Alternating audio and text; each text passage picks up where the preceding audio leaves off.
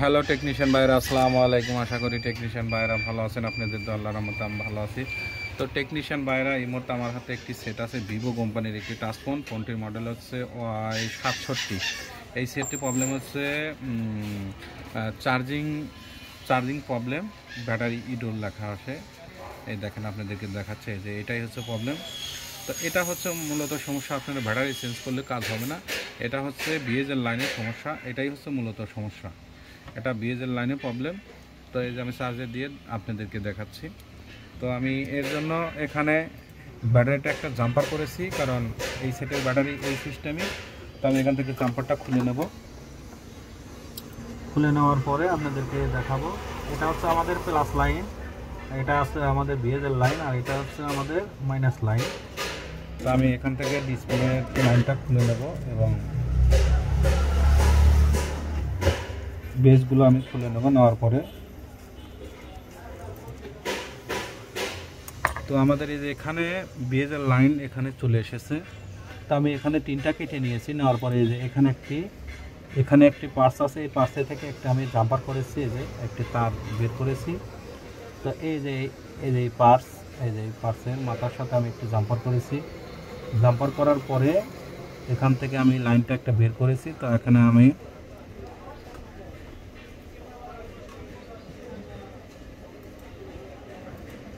তো এনে কালো একটা পার্স আছে, এই কালো পার্সের মাথার সাথে আমি জাম্পারটা করেছি।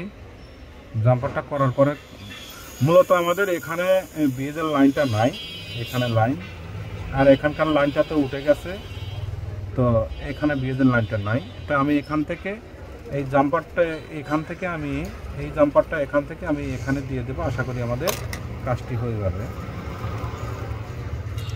আমি ওখান থেকে যেহেতু জাম্পার করেছি, তো আপনাদের বোঝানোর স্বার্থে আমি কাজটি করেছি। তো এখানে আমি শুধু খালি ডিসপ্লে লাইনটা দেব, দেওয়ার পরে এখানে বেসটা লাগিয়ে দেব। দেওয়ার পরে এখানে আমি আগের মতোই তারগুলো আমি জাম্পার করব। তো জাম্পার করে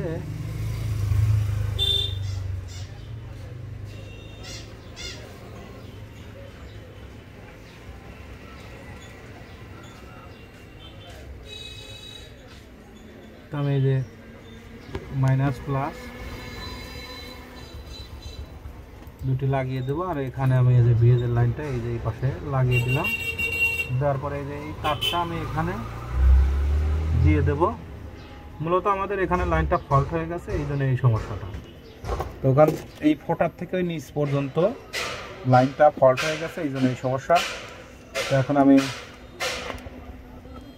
আশা করি চার্জে দিয়ে দেখবো যে আমাদের এখন চার্জিং লাইনটা পাই কিনা, এবং আমাদের সঠিকভাবে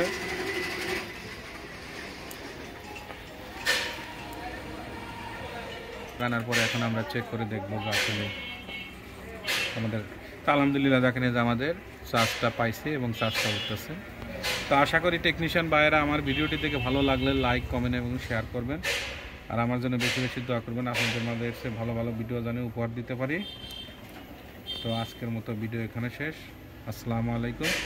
মূলত এটা বিএসএল লাইন, কিন্তু এখানে ছিল বিএসএল লাইন, এখানে নষ্ট হওয়া যাওয়ার পরে এখান থেকে বিএসএল লাইনটা উঠেছিল।